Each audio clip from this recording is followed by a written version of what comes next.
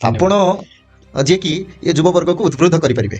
ଆପଣଙ୍କ ପାଖରେ ସେ କଳା ଅଛି, କାରଣ ଆପଣ ବେଖାତିର କରିଛନ୍ତି 60-70 ଲକ୍ଷ ଟଙ୍କାରୁ ତଦୁର୍ଦ୍ଧ ପ୍ୟାକେଜକୁ, ଦୀର୍ଘ 20 ବର୍ଷର ଚାକଚକ୍ୟ ଲାଇଫଷ୍ଟାଇଲକୁ ଆପଣଙ୍କ ଧର୍ମପତ୍ନୀକୁ ମଧ୍ୟ ମାନିବାକୁ ପଡ଼ିବ, ଯିଏକି ଆପଣଙ୍କର ସାଥ ଦେଇଛନ୍ତି। ଯେଉଁ ବ୍ୟାଙ୍କିଂ ଜବ୍ରେ ଦୀର୍ଘ ଦିନର ତାଙ୍କର ଅନୁଭବ ଥିଲା, ଆପଣ ଏବେ ଯେତେବେଳେ ସମାଜ ପାଇଁ ଚିନ୍ତା କରୁଛନ୍ତି, ମୋର ଗୋଟେ କଥା ମନେ ପଡ଼ୁଛି, ଯେତେବେଳେ ସ୍ୱାମୀ ବିବେକାନନ୍ଦ କୁହନ୍ତି they alone alive who live for others, all others are more dead than alive.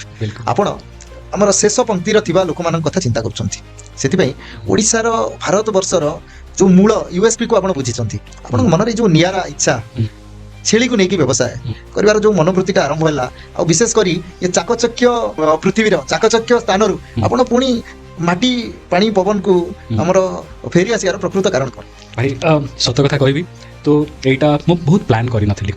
ବହୁତ ଭାଗ୍ୟବାନ, କଳାହାଣ୍ଡିରୁ ଆସିଲା ପରେ ବି ମୋ ବାପା ରାଉରକେଲା ଷ୍ଟିଲ୍ ପ୍ଲାଣ୍ଟରେ ଥିଲେ। ତ ମୋର ଜନ୍ମ ରାଉରକେଲାରେ, ମୁଁ ରାଉରକେଲା ଭଳି ସହରରେ ମୁଁ ପାଠ ପଢ଼ିଲି, ସେଇଠୁ ପୁନେ ଗଲି। ତ ଯେଉଁ କଳାହାଣ୍ଡିର ଯେଉଁ ଦାରିଦ୍ର୍ୟତା ଆମେ ଭୋଗିନୁ, କିନ୍ତୁ ମୁଁ ପ୍ରତି ଖରାଦିନ ଛୁଟିରେ ମୁଁ ଗାଁକୁ ଯାଏ। ଆଜ୍ଞା, ପ୍ରତିବର୍ଷ ଆମେ ଗାଁକୁ ଯାଉ। ସେଇଥିରୁ ଆପଣଙ୍କ ଗାଁଟା କୋଉ ଜାଗାରେ? ମୋ ଗାଁ ହେଲା କଳାହାଣ୍ଡି ଭବାନୀପାଟଣା ବ୍ଲକର ସାଲେଭଟା ଗାଁ ନାଁ ହେଲା ସାଲେଭଟା, ମାଟିଆ ପଞ୍ଚାୟତରେ ଏଇ ଗାଁଟା ଅଛି। ପ୍ରତିବର୍ଷ ଛୋଟବେଳେ ସେଇ ଗାଁକୁ ଯାଉ, ଆଉ ସେଇ ଗାଁ ସାଙ୍ଗରେ ମୋର ଗୋଟେ ଅଲଗା କନେକ୍ସନ୍ ଥିଲା। କିନ୍ତୁ ଯେତେବେଳେ ମୁଁ ବାହାରକୁ ପଳେଇଲି, କଳାହାଣ୍ଡିର ଗୋଟେ ଜିନିଷ, ସେଇଥିରେ ଆମେ ବହୁତ ଗୁଡ଼ା ଲେବର ସପ୍ଲାଏ କରୁ ବାହାର ଷ୍ଟେଟ୍ସକୁ। ଆମେ ସେଇ ଟାଇମ୍ରେ ବହୁତ ଲୋକ ଯାଆନ୍ତି ବମ୍ବେ କନଷ୍ଟ୍ରକ୍ସନ୍ କମ୍ପାନୀ କାମ କରିବା ପାଇଁ, ଏବେ ବି ଲୋକ ଯାଉଛନ୍ତି ଦାଦନ ଖଟିବା ପାଇଁ। ଦାଦନ ଇଜ୍ ଅ ବଡ଼ ପ୍ରୋବ୍ଲେମ୍। ତ ମୁଁ ଯେତେବେଳେ ବମ୍ବେରେ ପୁନେରେ ଥାଏ, ମୋତେ ପ୍ରତି ସପ୍ତାହରେ କିଏ ଜଣେ ଫୋନ୍ କରିବ, ଗୋଟେ ଚାକିରି କେଉଁଠି ଯୋଗାଡ଼ ଦିଅ, ଇଏ କରିଦିଅ। ଆଉ ମୁଁ ସେଇଟା ସବୁବେଳେ ଭାବେ, ଏମାନଙ୍କୁ କେଉଁ ଚାକିରି ମିଳିବ? ଏମାନଙ୍କୁ ସେମାନେ ପାଠ ବେଶୀ ପଢ଼ିନାହାନ୍ତି, କେଉଁଠି ଆସିବେ ସିକ୍ୟୁରିଟି ହେବେ? ମୋଷ୍ଟଲି ସେମାନେ ଯାଇକି କାମ କରୁଥିଲେ ମାନେ କନଷ୍ଟ୍ରକ୍ସନ୍ କମ୍ପାନୀରେ। ତ ସେଇ ଟାଇମ୍ରେ ମୁଁ କର୍ପୋରେଟ୍ରେ ଥିଲି, ମୁଁ କନସଲ୍ଟିଂ, ଇନ୍ସୁରାନ୍ସ, ବ୍ରୋକିଂରେ ଥିଲି, କନସଲ୍ଟିଂ କରୁଥିଲି।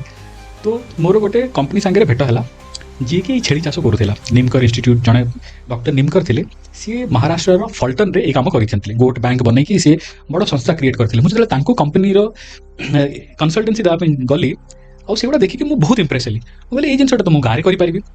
ସେଇଠୁ ଏଇଟା ଆଇଡ଼ିଆଟା ଆସିଲା। ମୁଁ ବିଜନେସ୍ କରିବି, ଇଏ କରିବି, କିଛି କେବେ ଭାବିନଥିଲି। ମୋତେ ଖାଲି ଲାଗିଲା କି ଏଇ ଜିନିଷଟା ଏଇଠୁ 1400 କିଲୋମିଟର ଦୂର ମୋ ଗାଁରେ କରିପାରିବି କି ନାହିଁ, ଛୋଟ ଆକାରରେ। ସେଇଠୁ ଆମେ ଏଇଟା ଭାବିଲୁ କି ଚାଲ କରିବା।